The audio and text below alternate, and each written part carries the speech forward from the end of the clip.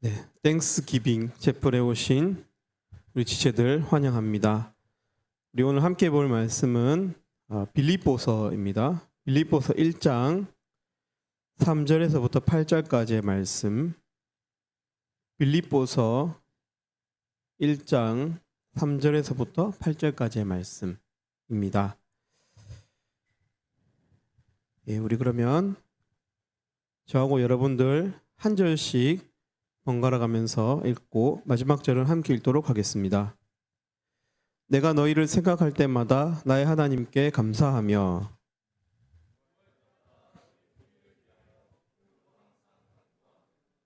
너희가 첫날부터 이제까지 복음을 위한 일에 참여하고 있기 때문이라.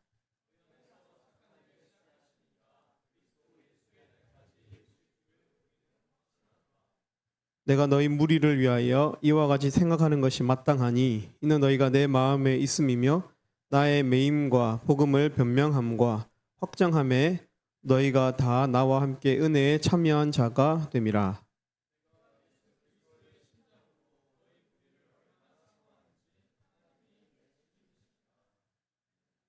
아멘. 여러분, 우리가 귀하게 여기는 것들이 있습니다. 예를 들어서 금 같은 거. 예, 저도 그 재무제표라고 그러나요? 증권에 조금 주식을 사볼까 해서 재무제표 관련된 그런 책도 좀 사서 읽어보았고요. 또 경제학 공부를 하다 보니까 금값이 계속 올라간다는 사실, 금을 사람들이 귀하게 여긴다는 사실을 알게 되었습니다. 여러분, 안전하게 자산을 관리하고 싶으시면 금을 사시면 됩니다. 네. 여러분, 우리가 왜 금을 귀하게 여길까요? 혹은 그와 비슷한 성질의 것, 어떤 우리가 귀하게 여기는 것의 특징이 어떤 것이 있을까요?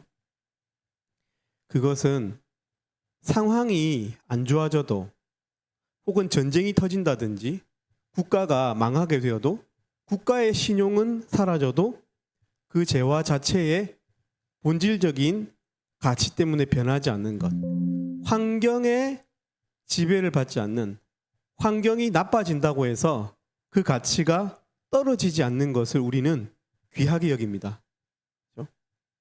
그래서 우리가 우리의 마음을 확인할 때도 그 사람이 꼭 내가 좋은 상황에 있을 때만, 내가 잘 나가고 직장 생활에서 승승장구하고 할 때만 가까이 하는 것이 아니라, 내가 비록 아프거나 큰 힘든 일이 생겼을 때 어떤 사람이 나에게 가까이 다가오고 우정이 변하지 않고 하면 우리는 그것을 귀하게 여기죠. 그죠? 더 귀한 사랑, 더 귀한 우정으로 여기는데, 그 특징들은 한결같이 환경의 지배를 받지 않는다는 것입니다. 우리가 사랑에 있어서도 마찬가지죠. 우리가 좋아하는 사람이 있을 때 나의 유리한 조건만 보고 좋아해 주는 것이 아니고, 나의 여러 가지 악조건 속에서도 나를 귀하게 여기는 그 마음을 우리는 아주 진실된 마음, 귀한 사랑이라고 여기는 경향이 있습니다. 환경의 지배를 받지 않는. 빌립보서는 사도 바울이 옥중에서, 감옥에서 빌립보에 있는 성도들, 빌립보에 있는 양들에게 쓴 편지입니다. 네, 여러분 여기 보십시오. 바울은 지금 우리가 읽은 이 본문에서도 7절 말씀에 보면 나의 매임과 복음을 변명하고 확장함에 너희가 다 나와 함께 은혜에 참여한 자가 됩니다. 나의 매임이라는 단어를 쓰고 있고요. 13절에도 이러므로 나의 매임이, 여러분 바울이 지금 어떤 상황에 있는 것으로 보입니까? 예, 갇혀 있는 것으로 보이죠. 그죠? 매였다고 하는 것으로 보아서 바울은 지금 갇혀 있는 것으로 보입니다. 여러분, 바울은 실제로 로마에 있는 감옥에서, 누추한 감옥에서 이 편지를 쓴 것으로 보입니다. 또 이 빌립보 지금 빌립보에 있는 양들에게 바울이 편지를 쓰고 있는데 바울은 수감되어 있는 상황에서 빌립보 양들에게 편지를 쓰고 있는데요. 빌립보의 상황도 여러모로 좋지 않았던 것으로 보입니다. 빌립보서가 1장부터 4장까지 있는데 여기 내용에 보면 빌립보의 이제 성도들의 상황은 서로 하나 되지 못하고 분열하는 상황 가운데 있었고요. 에바브로디도라고 하는 빌립보의 목회자를 향한 불신이 있었던 것으로 보입니다. 그러니까 서로 간의 관계도 안 좋았지만 그 목회자, 그들의 목자인 에바브로디도에 대한 어떤 그런 신용도 이렇게 안 좋은, 신뢰도 없는 그런 상황으로 보이고요. 또 외부에는 빌립보 교회를 위협하는 대적자들이 있음을 이 빌립보서 내용에서 우리가 보게 됩니다. 여러분, 바울은 지금 본인의 신변이 아주 위험한 상황입니다. 감옥에 갇혀 있고 또 바울의 편지를 받는 이 빌립보 양들의 상황도 좋지 않아서 여러모로 근심이 많을 수 있는, 걱정이 많을 수 있는 그런 상황입니다. 내외적으로 상황이 좋지 않은 상황입니다. 여러분, 그런데 이 빌립보서의 첫말이 무엇인지 아십니까? 우리가 보통 바울의 서신서를 읽어보면 갈라디아서를 제외하고는 1절과 2절의 내용이 나옵니다. 그리스도 예수의 종 바울과 디모데는 그리스도 예수 안에서 빌립보에 사는 모든 성도와 또한 감독들과 집사들에게 편지하노니 하나님 우리 아버지와 주 예수 그리스도로부터 은혜와 평강이 너희에게 있을지어다. 이것은 마치 to 뭐뭐, 우리가 dear 뭐뭐 하는 편지에서 앞에 그냥 관형적으로 붙이는 그런 편지글의 어떤 서두에 해당한다면은 실제적 본문은 3절입니다. 우리가 읽은 3절. 여러분, 3절의 첫 마디가 무엇입니까? 우리 성경으로는 그죠? 내가 너희를 생각할 때마다입니다. 그죠? 그러나 빌립보서의 실제 편지, 원어로 된 편지에 보면 그 첫 마디는 유카리스토입니다. 유카리스토. 유카리스토라는 말은 나는 감사한다는 말입니다. 나는 감사한다. 내가 무엇 때문에 감사한다면은 과거형을 써야 되겠죠. 내가 무엇 때문에 감사했다 써야 됩니다. 그러나 나는 감사한다. 지금도 나는 감사하고 있다. 여러분, 이 말은 1인칭 단수 현재형으로 쓰이는 말입니다.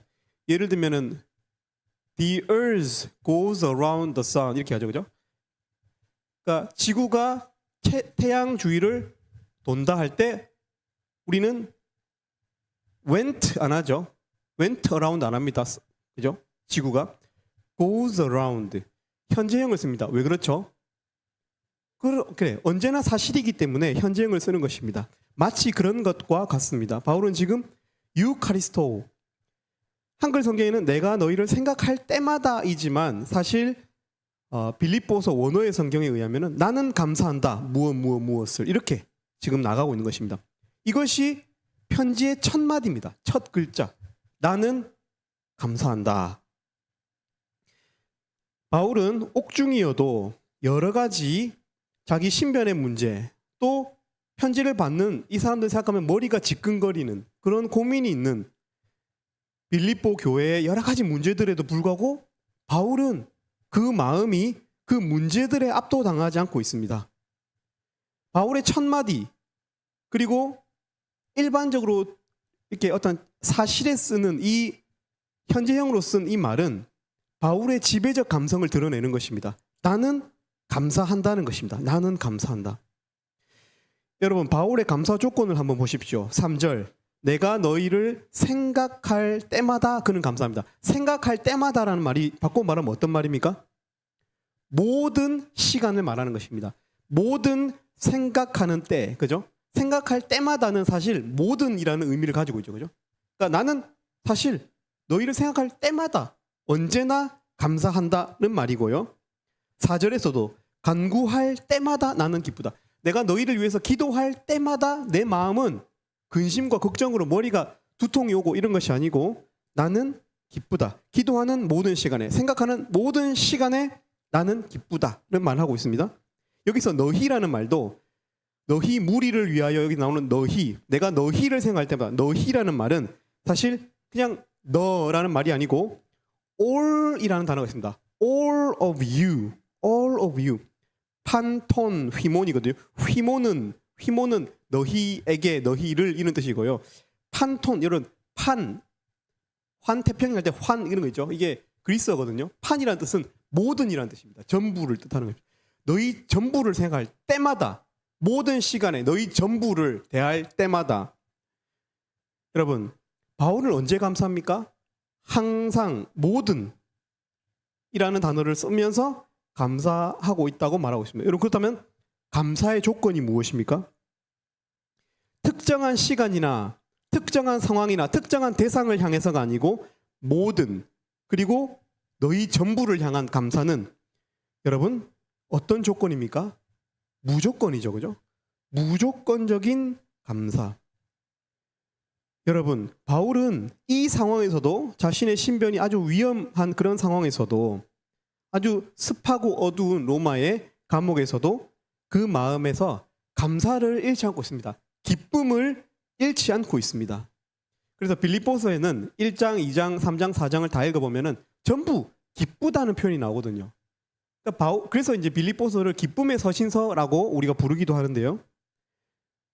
언뜻 보면 감옥에 있는 사람 같이 안 느껴져요.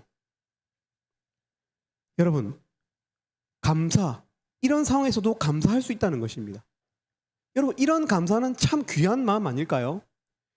우리가 특정한 상황에서 우리가 뭐 큰 돈을 벌었을 때나 아니면은 내가 원하던 어떤 물건을 구매했을 때나 진짜 나랑 사이가 안 좋던 사람하고 겨우 화해했을 때나 그죠? 이럴 때만 감사하는 마음보다도 어떤 상황에서도 우리가 감사할 수 있다면은 여러분 이 가치는 얼마나 큰 가치일까요? 여러분 바울이 왜 그렇다면 이렇게 항상 이 감사의 마음, 기쁨의 마음을 잃지 않고 있을까요? 궁금하지 않습니까? 바울은 왜 어떻게 항상 감사와 기쁨을 유지할 수 있을까? 생각해 보면 오늘 말씀에 약간의 그 힌트가 있다고 생각합니다. 보십시오. 3절과 4절은 내가 너희를 생각할 때마다 내가 너희를 위해서 기도할 때마다 나는 항상 감사하고 내 마음에 늘 기쁨이 있다라는 그 사실을 직시한 구절이 3절과 4절이라면 그 이유가 5절에 나옵니다. 그래서 5절은 그죠? 5절과 6절에 나오는데 뭐라고 하고 있습니까? 너희가 첫날부터 이제까지 복음을 위한 일에 참여하고 있기 때문이라 라고 말하면서 그 이유가 너희가 지금까지 첫날부터 처음 그 순간부터 지금까지 복음을 위한 일에 나와 함께 하고 있는 그 이유가 6절에 나오는데 6절 말씀 함께 읽어보도록 하겠습니다. 6절 말씀 시작. 너희 안에서 착한 일을 시작하신 이가 그리스도 예수의 날까지 이루실 줄을 우리는 확신하노라. 네. 바울은 감사하게도 빌립보 양들이 이 복음을 위한 일에 참여하고 있음이 그들의 열심 때문이라고 말하고 있지 않고 그들 마음에 있는 어떤 소망 때문에 그들 마음에 있는 어떤 동기 때문에 지금 너희가 나와 함께 하고 있다라고 쓰지 않고 그들이 바울과 연합하는 그 이유가 무엇이라고 말하고 있습니까? 6절에 예, 너희 안에 바깥이 아니라 너희 아니면 불변의 어떤 조건이죠. 그들의 어떤 불변의 조건에 해당하죠. 그죠? 너희 안에 있는 것이니까 바꿀 수가 없는 너희 안에 착한 일을 시작하신 이가 그리스도 예수의 날은 마지막 날을 의미하는 것입니다. 너희 안에 착한 일을 시작하신 이가 그리스도 예수의 날까지 이루실 줄을 우리는 확신하기 때문에 바울은 그 마음에 감사와 기쁨을 잃지 않고 있다고 말하고 있습니다. 바울은 이 모든 일이 지금 너희 안에 믿음을 주신 착한 일을 시작하셔서 믿음을 주시고 구원의 확신을 주시고 그래서 지금까지 너희들이 나와 연합하고 있는데 이것은 깨질 일이 아니라는 것입니다. 왜냐하면 이것은 어떤 사람들의 열심으로 시작된 일이 아니고 이 모든 일의 시작이 착한 일을 시작하신 이가 있기 때문이다. 여기서 말하는 착한 일을 시작하신 이가 여러분 어떤 분이시죠? 하나님이시죠. 그죠? 하나님이십니다. 하나님께서 시작하신 일이고 그분이 첫날부터 시작하신 일이고 그분이 그리스도 예수의 날까지 이루실 줄을 확신하기 때문에 그는 감사한다. 나는 기쁘다. 이렇게 말하고 있습니다. 첫날부터 이제까지, 또 이제부터 마지막 날까지. 여러분, 여러분 어떠세요? 그 ESF, 부산 ESF 이 사역이 귀하게 여겨지십니까? 기재 학사님, 귀하게 여겨지십니까? 네. 왜 귀하게 여겨지십니까?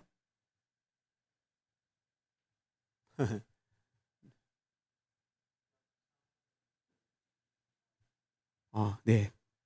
감사합니다. 그렇게 고백해 주셔서. 예, 저도 이 부산 ESF 사역이 참으로 귀하게 여겨집니다.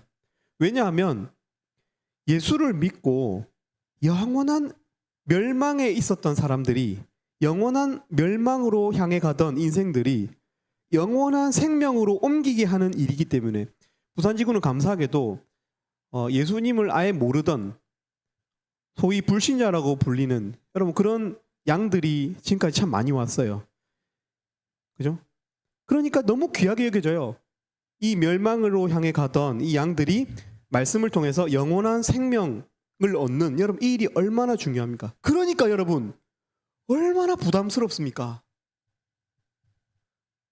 귀하기 때문에 너무 부담스럽죠. 혹시 내가 잘못해서 이 일이 그르쳐질까 봐, 이 일이 중단될까 봐 부담스럽죠. 중요한 만큼 부담스러운 일입니다.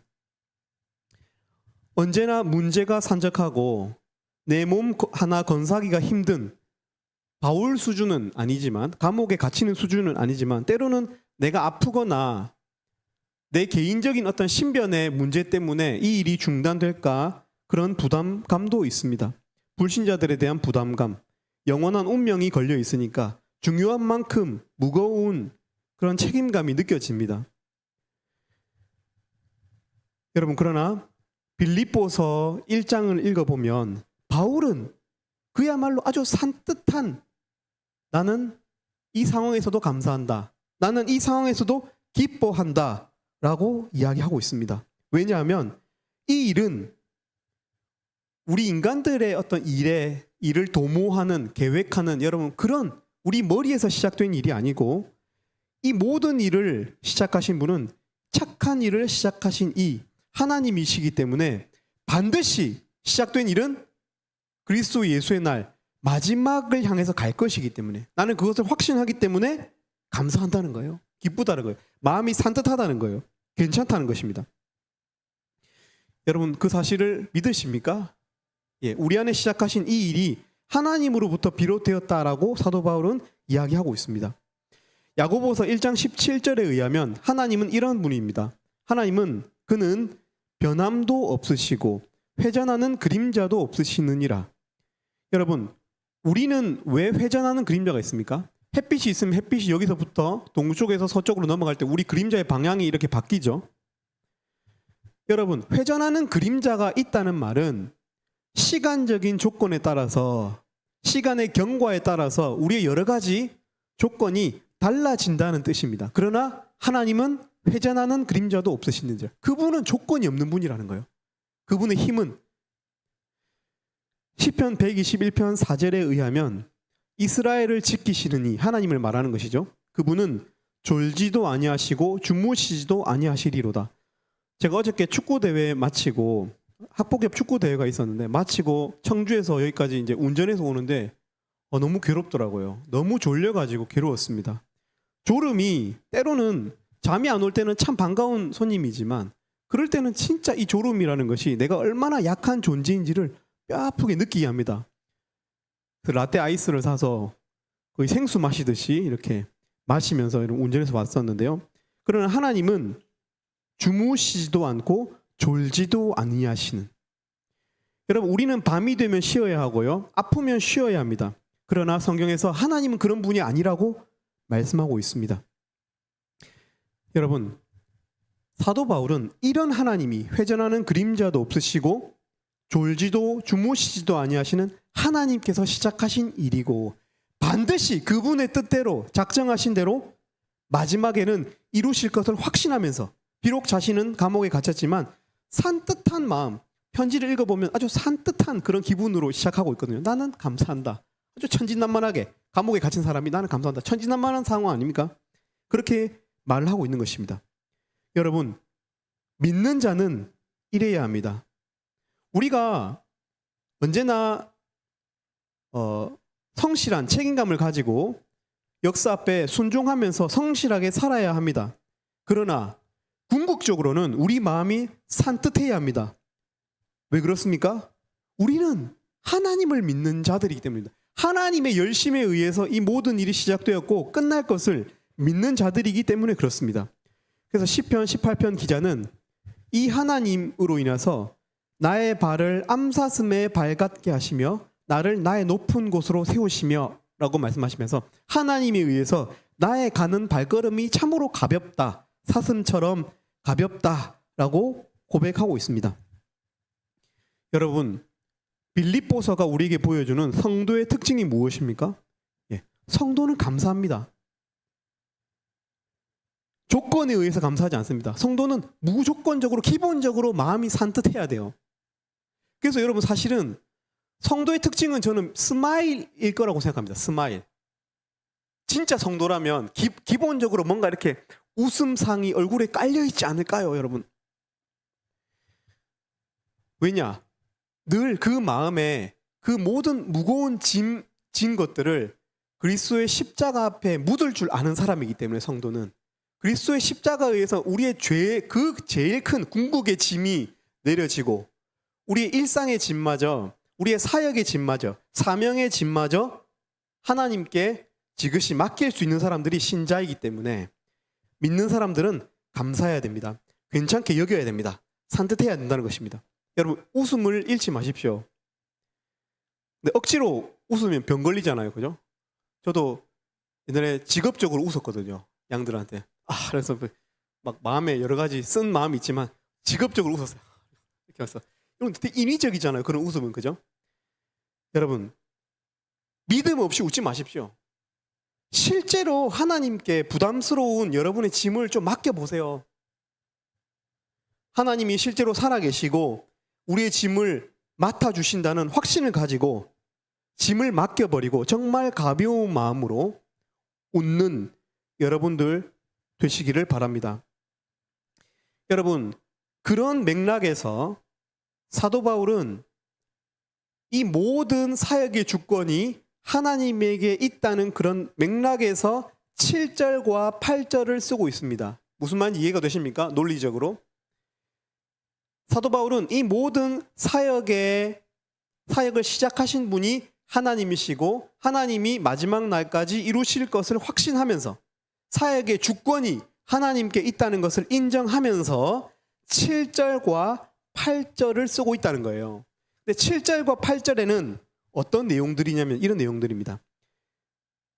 빌립보의 양들이 목자인 바울에게 얼마나 멋진 양들이었는지에 대해서 쓰고 있습니다. 너희들이 얼마나 멋진 사람들이냐. 여기 보면은요, 이 빌립보 양들은 자발적인 헌신의 마음을 가진 양들이었습니다. 자발적인 헌신의 마음을 가진 양들. 그리고 또 사도 바울과 깊이 연합한 목자와 연합할 줄 아는 양들이었습니다. 여러분, 빌립보 양들이 누구의 열매일까요? 사도 바울의 열매죠. 사도 바울이 우리 봤잖아요. 사도행전 16장에 보면은 마게도냐 환상을 통해서 빌립보 지방, 마게도냐 지방의 첫 성이었던 빌립보 지방으로 건너가는 내용이 나오죠. 그러니까 사도 바울에 의해서 루디아라고 하는 사람을 만나고 개척된 교회가 빌립보 교회입니다. 그리고 지금 사도 바울은 오늘 빌립보서 1장 7절과 8절에서 그 빌립보 양들이 얼마나 멋진 양들이었는지, 그들이 목자인 바울과 연합한 자들이었고 또 그 양들은 아주 자발적인 헌신의 마음을 가진 사람들이었음을 7절과 8절에 쓰고 있습니다. 여러분, 보통 우리가 자기의 열매에 대해서 쓸 때요, 어떤 것이 은근히 그 글 가운데 나타나게 될까요? 어떤 마음이 그의 마음에 들어있게 될까요?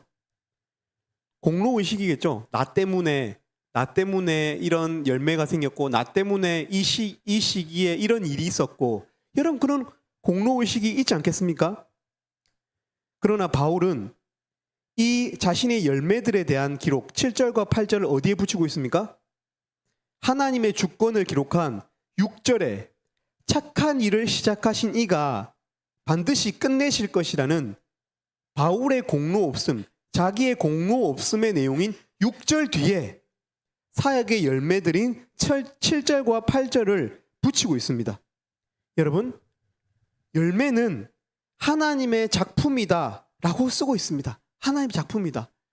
열매를 향해서 하나님의 작품이라고 쓰고 있습니다. 여러분, 그래서 바울은요, 열매들인 빌립보 양들을 떠올리면서 자신의 수고와 공로에 대하여 쓰지 않고 어떤 감정을 드러내고 있습니까? 8절에 보면 내가 예수 그리스도의 심장으로 너희 무리를 얼마나 사모하는지, 그런 말을 쓰고 있습니다. 여러분, 사모한다는 말이 뭔지 압니까? 사모한다는 말. 사모한다는 말은 아주 쉬운 말로 보고 싶다는 뜻입니다. 여러분, 아무리 목자와 양이라도 결국에는 사람과 사람의 관계 아닌가요? 인간 대 인간의 관계 아닌가요?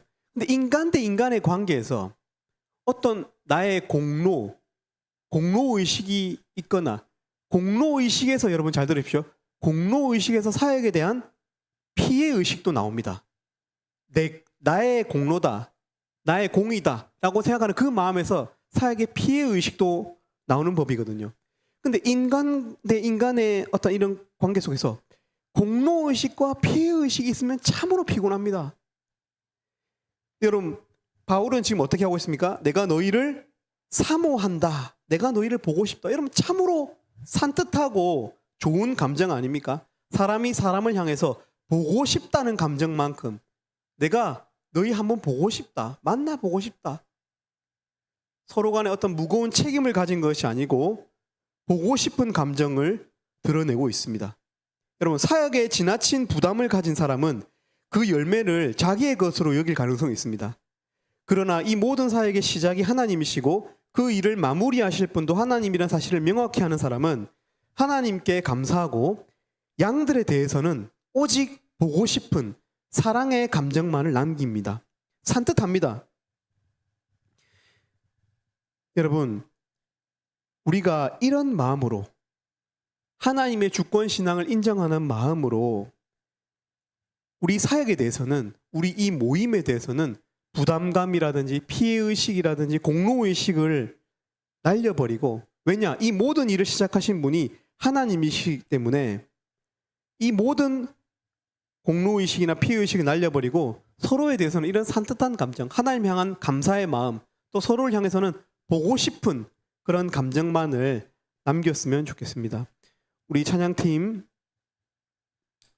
세 번째 찬양, 우리 내 안에 가장 귀한 것, 이 찬양 하나님께 좀 반주를 해주시기를 부탁드립니다.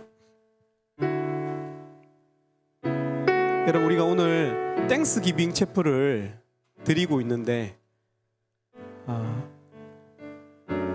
이 시간 우리 빌립보서 1장 말씀을 통해서 우리 감사의 마음을 회복하는 시간이 되면 좋겠습니다. 하나님께서 주신 분이시기 때문에 감사하고, 또 하나님의 주권을 생각하면서 우리의 짐을 가볍게 하시는, 우리의 궁극적인 주임인 죄의 짐마저 가볍게 하신 그 하나님을 우리가 기억하시면서 우리 사역의 짐을 하나님께 맡겨드리는 그런 믿음을 갖는 시간이 되었으면 좋겠습니다.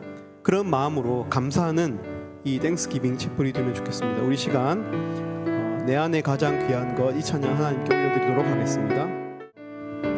내 안에 가장 귀한 것, 내 안에 가장 귀한 것, 예수를 알미라.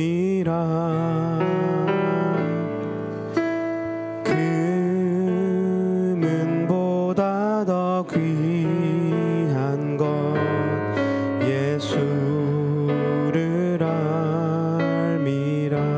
세상 지식보다